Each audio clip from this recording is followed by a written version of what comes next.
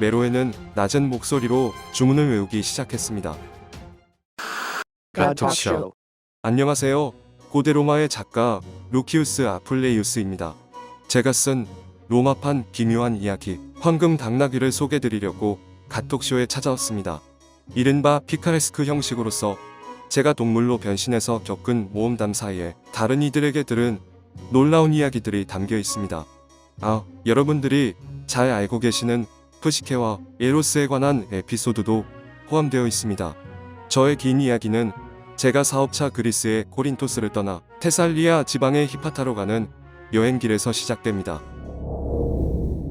험한 지형을 통과하면서 나도 내 백마도 지쳤습니다. 나는 말을 쉬게 해주려고 천천히 걸어갔습니다. 얼마 후 두 사내가 시끄럽게 대화를 나누며 나타났습니다. 그중 한 명이 거짓말 좀 그만하라며 웃음을 터뜨렸습니다. 나는 호기심이 발동하여 그들에게 다가가 무슨 이야기를 나누는지 물어봤습니다. 그러자 웃고 있던 사람이 말했습니다. 황당무계한 이야기니까 관심 갖지 마시오. 이 친구가 말하기를 마녀가 사람들을 동물로 변신시키고 밤에는 별과 달을 사라지게 만들어 버린다니 말이 안 되는 이야기들이지 않소. 나는 예전부터 초자연적인 현상이나 마법에 무척 관심이 많았습니다. 마녀의 이야기를 꼭 듣고 싶어 내가 봤던 마법 이야기를 꺼냈습니다. 저는 며칠 전에 아테네 광장에서 마법사를 봤습니다.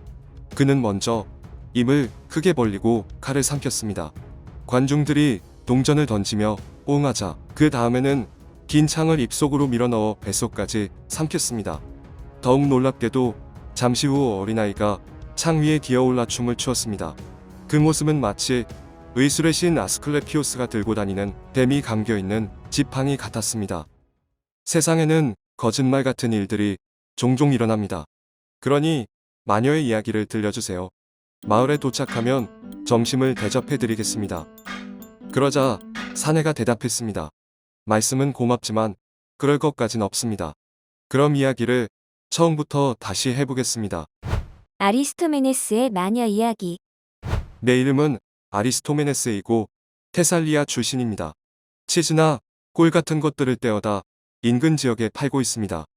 어느 날 히파타에서 좋은 치즈를 싸게 판다는 소문을 듣고 서둘러 갔는데 다른 상인이 사재기를 한 바람에 허탕을 쳤습니다. 허탈한 마음에 피로를 풀려고 공중 목욕탕에 갔습니다. 그런데 거기에서 이미 죽은 줄로만 알았던 친한 친구를 만났습니다. 유명한 철학자와 동명이인인 소크라테스였습니다. 그는 가엾게도 중병이 든 것 같은 안색을 하고 있었습니다. 나는 반갑게 친구를 불렀습니다. 이봐 소크라테스, 죽은 줄 알았는데 살아있었구만. 자네 집에서는 행방불명된 자네가 죽은 줄 알고 장례식도 치렀다네. 왜 이렇게 귀신 같은 몰골로 여기에 있는 건가? 그는 반가운 기색도 없이 이렇게 대답했습니다. 아리스토메네스, 운명의 여신 포르투나가 인간들에게 얼마나 변덕스러운 속임수를 쓰는지 자네는 절대 모를 거네. 나는 그를 일으키며 어서 같이 목욕을 하자고 재촉했습니다. 하지만 그는 운명의 여신이 계속 비웃도록 나를 내버려 두게 라고 말하며 거절했습니다. 그래도 나는 친구를 독당 안으로 데려가 깨끗이 씻겨주었고 온몸에 오일도 발라주었습니다. 그 다음 내가 묵던 여관으로 데려가 음식과 포도주를 내주었습니다. 배불리 먹고 마시며 대화를 나누자 친구의 표정이 잠시 밝아졌습니다. 그런데 갑자기 머리를 부여잡으며 탄성을 내질렀습니다. 내가 연모양 옆골이 된 건 다 검투사 시합 때문이야. 알다시피 마케도니아에서 10달 동안 꽤 돈을 벌었어. 그런데 고향에 돌아가던 길에 검투사 시합을 보려고 지름길에 들어섰지. 그때 강도들을 만나서 전 재산을 모두 털렸어. 목숨만 겨우 건져서 여기 히파타로 오게 되었지. 나는 한 벽원에 가서 내 사정을 털어놨다네. 그러자 메로에라는 여자 주인장이 나를 딱하게 여기며 푸짐한 저녁상을 차려주더라고. 메로에는 젊지는 않지만 매력적으로 생겼다네. 밤이 되자 나를 침실로 끌어들였고 나는 유혹을 이기지 못하고 따라 들어갔어. 그 뒤로 나는 그 집에서 돈 한 푼 받지 못하고 일을 했는데 몸이 점점 아파왔고 살이 쏙 빠져 이런 지경이 되어버렸네. 맙소사, 처자식을 둔 유부남이 매춘부와 놀아났으니 찬벌을 받았구만. 그러자 소크라테스는 깜짝 놀라며 말했습니다. 조용히 하게. 아직 말 못했는데 메로에가 실은 마녀야. 입을 잘못 놀리면 자네도 화를 당할 수 있어. 그 마녀는 흐르는 물도 멈출 수 있고 태양도 감출 수 있고 죽은 사람도 불러낼 수 있다고. 나는 깜짝 놀라며 그게 정말이냐고 물어봤습니다. 메로에는 어떤 남자라도 자기를 사랑하게 할 수 있어. 그런데 자기 애인이 젊은 여자랑 바람을 피우자 주문 한마디로 비버와 개구리로 만들어버렸어. 자기를 고소한 변호사에게는 머리에 양뿔을 달아버렸어.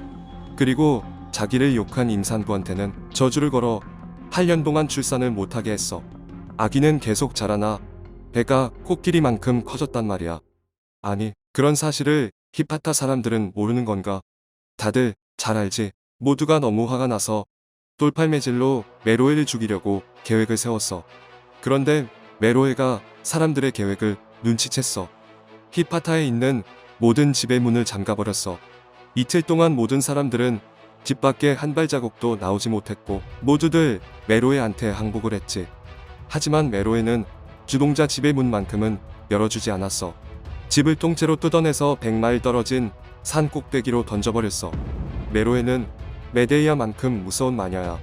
소크라테스, 정말 놀라운 이야기구만. 재미있기도 하지만 솔직히 엄청 무서워졌네. 마녀가 우리 이야기를 들었으면 어쩌지? 우리 빨리 자고 새벽에 일어나서 히파타에서 도망치자고. 그런데 소크라테스는 포도주를 많이 마셔서 그런지 갑자기 골아떨어져 코를 골기 시작했습니다. 곧 밤이 되었습니다. 나는 두려움에 빠져 여관 방문을 꽉 잠그고 침대를 옮겨 문을 막고 바닥에 누웠습니다. 머릿속에 마녀 이야기가 맴돌아 뒤척이다가 간신히 잠이 들었습니다. 그런데 갑자기 쿵쿵쿵 문을 두드리는 큰 소리에 깨어났습니다. 순간 창밖에 환하게 떠있던 보름달과 별들이 자취를 감추며 칠흑 같은 어둠이 찾아왔습니다. 곧 엄청난 힘이 문을 강타하여 문짝이 뜯어지고 침대가 뒤집혔습니다. 나는 침대 밑에 깔린 채 두려움에 떨며 무슨 일이 벌어진 건지 살펴보았습니다. 횃불을 든 여자와 칼을 든 여자 둘이서 방 안으로 들어왔습니다. 한 명이 소크라테스를 가리키며 말했습니다. 판티아, 이 빌어먹을 소크라테스가 내가 애인으로 삼았던 놈이다. 나의 엔디미온, 나의 가니메데라고 생각하고 사랑했는데 나를 버리고 도망을 쳤어. 나를 오디세우스에게 버려진 칼립소로 취급한 거야. 그리고 갑자기 침대 아래 깔린 나를 가리키며 말했습니다. 우리를 엿보고 있는 저 아리스토메네스가 저녁을 먹으면서 내 흉을 보더니 같이 도망치자고 꼬드겼어. 칼을 든 여자는 마녀 메로에가 확실했습니다. 저놈은 바쿠스 신도들 방식대로 온몸을 찢어버릴까 아니면 거세를 시킬까? 판티아가 묻자 메로에가 대답했습니다. 아니야, 이 빌어먹을 소크라테스의 몸뚱이를 땅에다 묻어주도록 그냥 내버려둬. 나는 너무 무서워 식은땀이 나고 온몸을 덜덜 떨었습니다. 메로에는 낮은 목소리로 주문을 외우기 시작했습니다. 그러자 얼굴에 무시무시한 기운이 감돌았습니다. 나는 큰일이 벌어질 것이란 사실을 직감할 수 있었습니다. 가톡쇼. 안녕하세요. 가톡쇼 MC 칼리오페입니다. 루키우스 작가님 반갑습니다. 시청자분들께 자기소개를 부탁드립니다. 저는 서기 124년에 아프리카의 마다우로스에서 태어났습니다.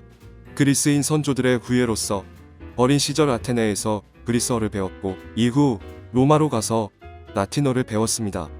황금 당나귀의 배경인 그리스 테살리아 지방은 어머니의 가문이 뿌리를 내린 곳입니다. 영웅전을 쓴 플루타르코스와 그의 조카인 철학자 섹스투스가 바로 어머니의 선조입니다. 저는 영광스럽게도 그들의 피를 물려받았습니다. 철학가이자 웅변가, 법조인으로 일하였고 틈틈이 문학 작품들을 저술하기도 했습니다. 황금 당나귀라는 작품에 대해서도 간략한 소개를 부탁드립니다. 원래 제목은 메타모포시스, 즉 변신입니다. 그런데 기원전 1세기에 활동했던 로마의 작가 오비디우스의 유명한 그리스 로마 신화집 변신 이야기와 제목이 동일한 관계로 황금 당나귀라는 제목으로 불리게 되었습니다. 저는 철학을 전공했지만 문학과 음악, 점성술과 마법, 또 동양의 종교에 관심이 많았습니다. 제 관심 분야들을 소재로 하고 상상력을 한껏 발휘하여 저술한 작품이 바로 황금 당나귀입니다. 네, 그럼 2화에서 나머지 인터뷰를 이어가도록 하겠습니다. 롱합한 기묘한 이야기 많은 시청 바라며 아울러 구독과 좋아요 부탁드리겠습니다. 감사합니다.